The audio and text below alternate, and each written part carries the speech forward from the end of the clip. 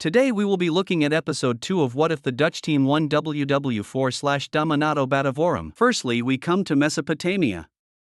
The people of the occupied Red Team have been rioting more and more across all occupation zones, with Norway's lose in WW4 the Red Team declares independence, and despite the attempts to prevent it, the Red Team will fully kick out its occupiers. Now we look to Russia, with the WW4 leading to the fascist Russian powers controlling most of the HRE, they decide to unite and reform the Russian country. Next we go to Australia, seeing the fascists winning WW4 and conquering most of Europe, the Red Australian country will declare war on the Blue Australian Ohm. They aim to knock anything that isn't fascism out of their region. What was not expected by the Red Australians was a huge coalition forming to prevent the fascism takeover of Australia. All of Indonesia joins the coalition and Vietnam makes the choice to join. The Yellow Papua country takes over the Red Australian claim on the island. The Blue Australian country also pushes back the red one in the south. We see coalition forces starting to arrive in Blue Australia, and they begin pushing back the fascists in the northern front. A new offensive will start in the south of Australia, aiming to push the Red Australians out of Blue Australia, or at least push them back. Now Vietnamese forces are arriving directly on the front line, which will mean a huge attack on the northern front. A naval landing will take place at the same time Blue Australia launches an operation. Here we see the final offensive to finish off the Red Australians. The coalition forces will push in from both the north and south. The Red Australians' army is disorganized, outnumbered and outclassed, and it shows in battle. Red Australia will fall and a peace treaty will be drew up. In the peace treaty we see that the Papua country will take the Red Team's claim on the island. The Blue Australian country will take quite a big chunk out of Red Australia. The old light yellow Australian nation comes back and the fascist government is replaced with a democratic one. Next we go to Anatolia. We see the newly fascist Greek country launching an invasion of the Crete country. Their reason for this is they are in need of resources to help pay off their WW4 debts. In the peace treaty we see full annexation of the Crete country by the Greeks. This invasion will lead to a new alliance forming. We see the Diamond Alliance forming. It consists of every Arabian country that isn't fascist. The reason that this alliance forms is to prevent fascism expansionism into the Arabian Peninsula, but also because the people of this region are very nationalistic and similar in every way, and this unionism shows Mesopotamian strength even without a big empire like the old empire. Now we turn to South America. The Crikle Alliance members, all of which are fascist, will declare war on the communists of South America. The communist countries are totally outmatched by the fascists in South America. Brazil pushes into every communist country on its border. The yellow team will launch an offensive into the red and pink team, while the brown team will attach both red teams.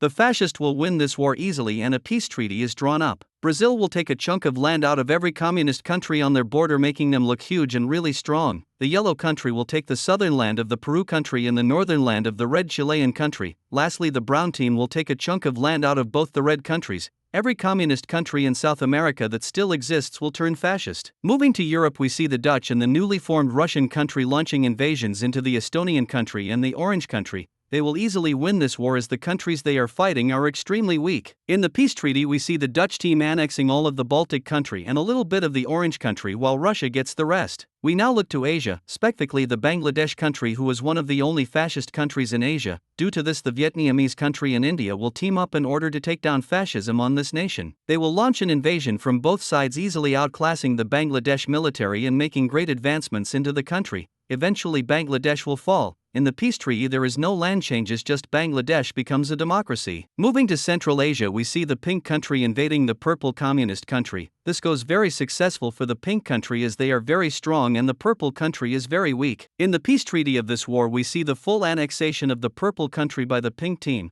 However, this will lead to a new alliance forming up. The countries of the former dark green team will form an alliance and start a war with the pink team. At the start of the war it will be pretty equal. The pink team itself is quite strong and the coalition when fighting together are almost equal to the pink team. However, the tide of war shifts when Russia invades the pink team and the Mesopotamian alliance starts heavily assisting the square alliance. In the peace deal we see the purple country getting back its independence plus extra territory.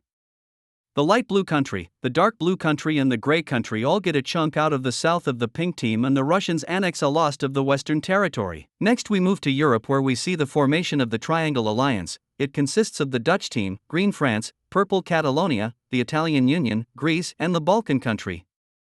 Now you may be thinking, why not join the Parallelogram Alliance? And the reason for this is because of the genocide the gold team is committing. When this genocide started ramping up, the Dutch team publicly insulted the gold team, which led to horrible relations. causing the Triangle Alliance to form now. Now we look to the dark red country. The Russian country is still looking to restore its glory, so they will launch an invasion. They quickly take the capital, but to their anger the brown Siberian team will invade the dark red country to liberate the people. In the peace treaty we surprisingly see a pretty equal split of the dark red country, with the grey Russian country getting the west of the nation and the brown country getting the east. Now the expansionist Dutch Empire will do something that shocks the world. They will invade Hibernia. The Dutch team will quickly move into Ireland's claim into Great Britain, then they make 2 naval landings onto Ireland and the nation capitulates. In the peace treaty we see a full annexation of Hibernia, which sparks outrage across the democratic world, and a new alliance will form to counteract the Dutch team's strength. The Three-Pointed Star Alliance / the League of Democracy forms. They declare that fascism is an evil ideology and they aim to limit its expansion as much as they can. Now we move back to Brazil, who continues their expansionism, this time at Central America. They rapidly invade their South American claim and push up through Panama.